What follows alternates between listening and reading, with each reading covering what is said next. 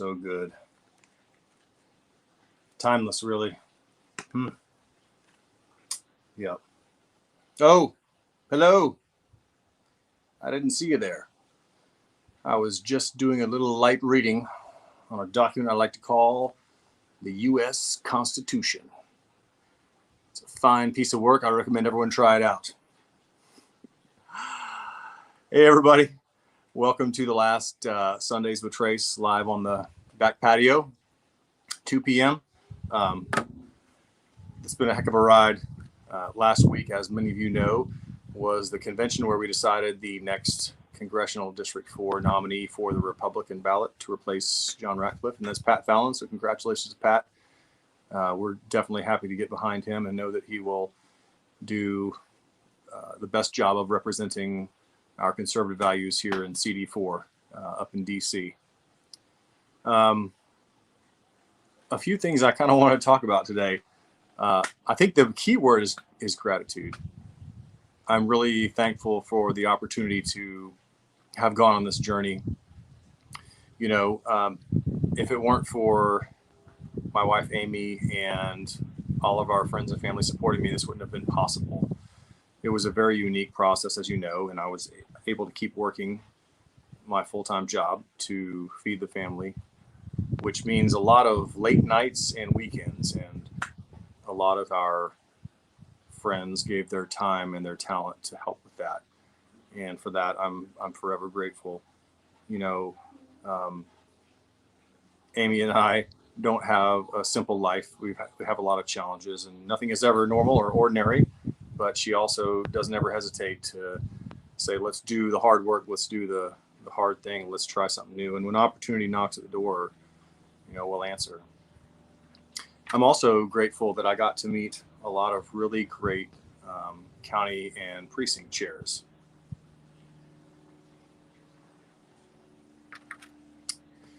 Y'all are the ones who are holding the line for the Republican Party in the district. It's a thankless job, and it's a lot of work. And in this particular case, there was a historic vote and an historic decision that had to be made. What was really cool for me in meeting all these folks was that, or meeting all of y'all, was most folks took this job and this decision very, very seriously. It wasn't just a quick decision. Everyone was really thinking and praying on their decisions and giving it a lot of thought, because it truly was a very big decision to be made.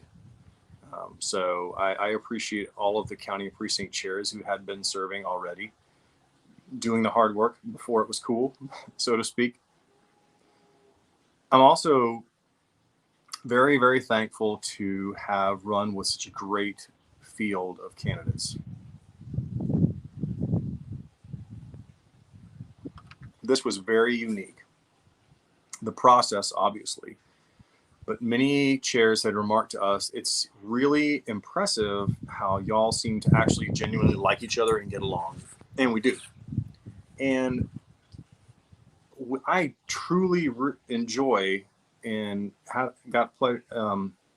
really enjoyed meeting a lot of these folks, and we will stay friends, many of us, long after this. Had it not been for this process, I would not have met these other candidates. So it's I'm very thankful for the opportunity to meet some really great guys, a tremendous group of candidates, very, very hard decisions. So super thankful there. And finally, obviously, I'd like to thank all of my friends and family who contributed their time, their talent, and their treasure. Thank you for the donations. I did not raise a lot of money purposely because there wasn't a need to. You know, a lot of what I did was driving around and knocking on front doors, and you saw me wearing outfits like this: a fishing shirt with a cold, wet bandana tied around my neck, a trick from the construction days of staying somewhat cool in the Texas heat. That's what you're looking at today. That's kind of me. So, what did I learn through the process?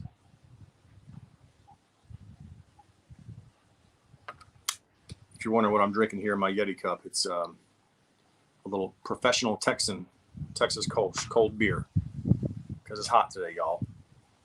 And I like a little cold beer. I learned quite a bit about the district, obviously. I learned that I had kind of had my blinders on here in the county doing my thing here in Rockwall in the Republican Party and the Republican Men's Club and in City Council and Chamber of Commerce and American Legion and others. But I really hadn't ventured much outside the county. So I think I'll probably continue to stay involved. I'll definitely continue to stay involved. I'll probably just expand my scope a little bit outside of just the county to talk to get to know other folks and continue the relationship. And quite frankly, a lot of folks ask me, hey, what are you going to do if you don't get this? And my answer is, well, I'm going to keep doing what I've been doing. I'm going to keep serving on City Council. I'll keep serving in the American Legion. I'll keep serving in other capacities in the county in the Rockwall Republican Men's Club. But I think I'll make a more concerted effort to be involved in the broader part of the district. KC asked a question. How big of a risk is redistricting the 4th CD and the possible removal of Rockwall from our district? And what would I do to prevent that? I think for most of us who live in the district, we are not in favor of writing Rockwall out of the district for a couple of reasons.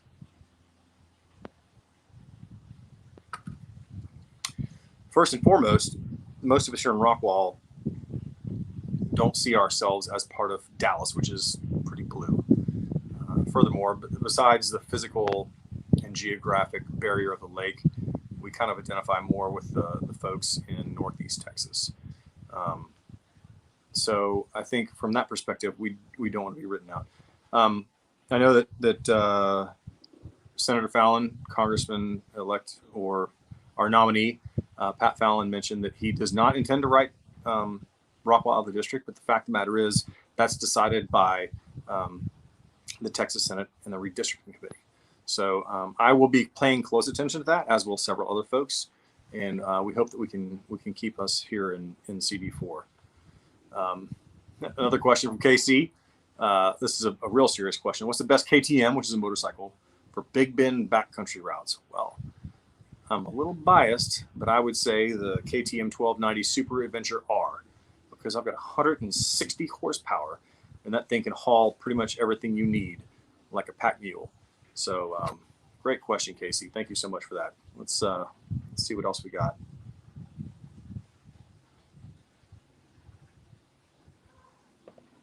Stephen asked a great question.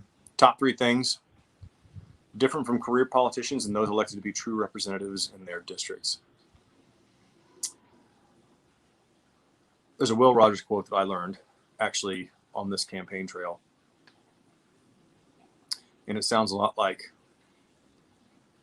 the difference between a statesman and a politician, as the statesman will do what the politician wishes he could do but can't because he's worried about being reelected. And what that means to me when I read that or when I hear that is that the statesman does what's right regardless of how popular it is. So when I think of a career politician in my mind, and I kind of did a recording on this about draining the swamp, the traits that typify career politicians are probably a high self-interest. They're in it for themselves. They're looking for the title. It's probably less about selfless service or doing what's right for the district and more about what's doing right for the individual. True representatives or statesmen serve because they are compelled to serve. And they do it for the satisfaction of service and not for any rewards. So when I think about that, he asked for 3 things. Let me think. There's probably an aspect, and I don't know that this is necessarily a different thing, but it's probably a symptom of what I mentioned, which is high self-interest. But that's saying what people want to hear versus what they actually truly believe or intend to do. So when we think about a typical politician is probably saying the nice thing or sitting on the fence rather than having the hard conversation about having a specific opinion on a particular subject. let's see, what do we got here? Colby had an amazing team behind me. Ain't that the truth? Thank all of you very much. All right, I can't name everybody. My wife, obviously a huge supporter because she did so much at home while I was out beating the streets in the evenings. Matt, Justin, Josh, Grayson, my campaign manager, was phenomenal. Cassidy, Veronica, everyone was doing this part-time out of the kindness of their hearts, and really Jay, Leonard, all these folks. So Jeff, I'm happy to share. I don't mind being kind of open and having hard conversations and transparent. Good cold beer, Colby says. I'll drink to that.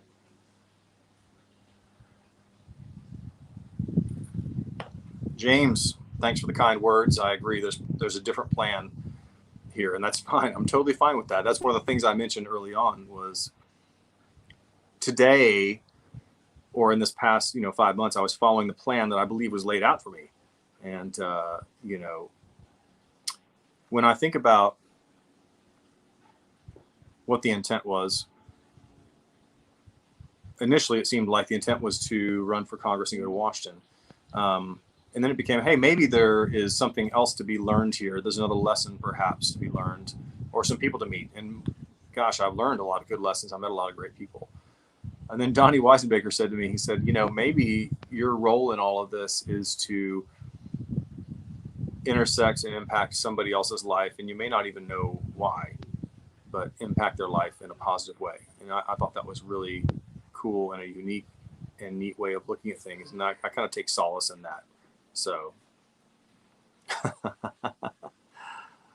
Colby, it's real simple, suave, and my mom's genes are who I have to thank for this hair. So thank you for that question. What did I learn? Decision was not self-driven, and I'd like to. This is from Aaron, who sent this in earlier. I think I touched on it earlier, but I learned not to keep my blinders on and probably expand my horizons a little bit. I haven't been super political before because, quite frankly, I've served pretty locally and on city council. It's not a very partisan position because, as my friends used to say, potholes don't have political parties. That being said, with some of the concern I've had with how things are being conducted, especially in the post-COVID world, and then a population that I perceive to be living in fear and or looking to government to solve their problems rather than taking responsibility themselves, it gets me very concerned. And when I start to perceive a United States where we're not proud of the flag anymore, or that we think that America is not great and not an amazing place, am I saying that it's flawless? No, I'm not, because that place doesn't exist. It's called utopia, and it's a fantasy. But what we have is pretty good. So when I have noticed that there is a lot of being negative on America and not being proud of what we've done, what we've accomplished, and acknowledging the things that can be improved, that's kind of what drove me into it. I told my friends who asked me to run, I was like, I'm not interested in being a Washington suit. That's not my thing. I just want to serve and do good things, and that's why I was picked. So Doc Rannigan says, is Congress really going to set term limits? That's something that needs to be done. It's going to require an amendment to the Constitution, but there are a lot of people who are behind that, and I think it's a good idea. I'm one of those. I mean, and I've said this on the campaign trail before, with the term limits pledge, I think that the standard they give is about 6 terms in the House, which is 12 years, and 2 more terms in the Senate, which is another 12 years. Look, I've said this a bunch of times, but for those of you who have not heard it and heard Tracy's position on term limits, show me a place in business or in the military where it's okay to sit in one spot for 4 or more decades and not move out of the way, not grow and bring up a team beneath you to take your job and move out of the way. It doesn't happen in military or business. It happens in Congress. And that's why we have people like Nancy Pelosi to name a name. But the fact of the matter is, we should be thinking about it as if there is a timeline and some things to be done, and that will drive a sense of urgency. It'll drive a desire to train the next leaders, just like we do in business and in the military. Like, let's get the heck out of the way and bring up new leaders. Mike, the blame of the country put on one person that's in office for 4 years, whereas Congress, Senate, Supreme Court are longer. I think that's a fair question. And it probably stems from an easy figurehead. Say, oh, the president screwed that up. It was that person's administration. It was the Reagan administration or the Obama administration. Okay, right. As if that person is a king. Thankfully, in the United States, they're not. We have a separation of powers for a reason, because we don't have a king or a monarch. So I think it's just easier to assign blame to the figurehead, as if that person has all the power in the world. And depending on your point of view or your confirmation bias, you say that guy or gal did a great job, but that other person's, the other team's guy, not so good. But all right, these are the hard questions, okay? Skinner, top 3 Pantera albums, which is what real Texans want to know. For those of you who don't know, Pantera was an awesome metal band from the 80s and 90s based here in Dallas. Jeff, that's a good question. Really good question. Let me think. I think number 1 is the second album, Vulgar Display of Power from, 1992. I really love that album. It's really hard hitting and bunch of great tracks on there. Second place, I would give their major debut album, which is Cowboys from Hell from 1990. To call that one my favorite album would be too much of a softball. That's got Cemetery Gates and Cowboys from Hell on it and some other awesome tracks. And I can listen to that thing all the way through. By the way, we just had the 30th anniversary of that album. And I think number 3 is Far Beyond Driven. So there's some really amazing tracks on there. There are a couple like psychedelic kind of crazy ones, which kind of puts it in the avant-garde category. But yeah, so Vulgar Display of Power, Cowboys from Hell, and Far Beyond Driven. Those are Trace's top 3 Pantera albums.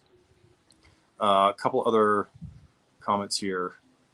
James, impacted your life. That's humbling, man. Thank you. I'm glad to know that was impactful. I enjoyed meeting you as well. John Mars, optimistic about the future and a younger candidate willing to promote and fight for our shared values. Yeah, absolutely, John. I mean, that's why I stepped up. I wanted to serve. Yes to term limits. Colby. What's your favorite 311 song? Oh, man. Somebody asked, it was on Twitter the other day, I'm not sure if it was Josh Abbott or someone, like, oh, who's your favorite, Texas artist? And I'm like, well, why don't you just ask people to pick a favorite kid or a favorite gun? Like, I don't know how you even do that. My favorite 311 song, I actually have an answer for this. It's Do You Right from the album Music from 1992, I think. That's my favorite song, and I get a little crazy every time it comes on. My wife has seen me dance at many a 311 show. To my credit, I've only been to 21 311 shows. So, James' favorite Ozzy song. Oh my gosh. Ozzy or Black Sabbath?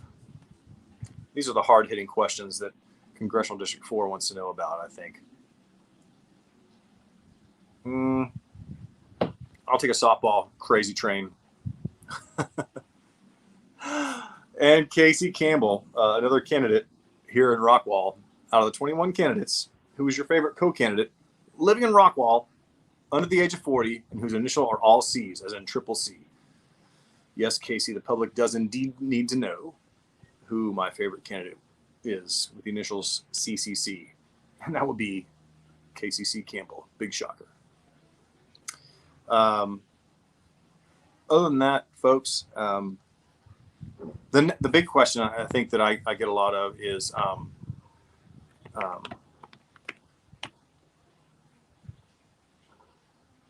what's next? And the answer is simple. I don't know what's next. Okay.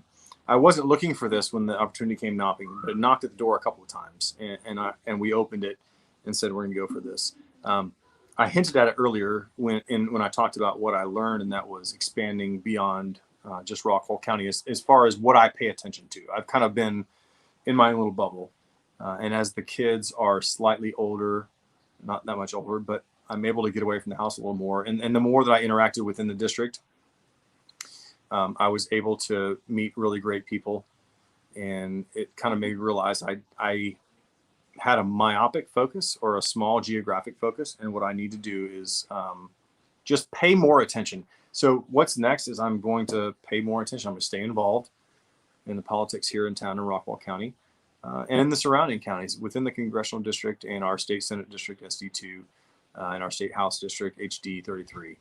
I'm just going to start being more involved. I'm going to pay more attention. I'll be vocal because I have an opinion on these issues, and when we work together to get stuff accomplished, I'm going to be involved in those things. Y'all, what a wild ride! I wouldn't trade it for anything. It was hard work. It was a lot of hours.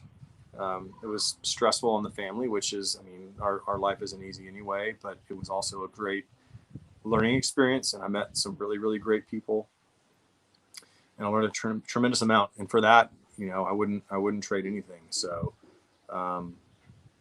thank you all so much for those of you who've been along for the ride, and look forward to seeing everyone in the future. So cheers. Have a wonderful, wonderful Sunday, and we'll talk soon.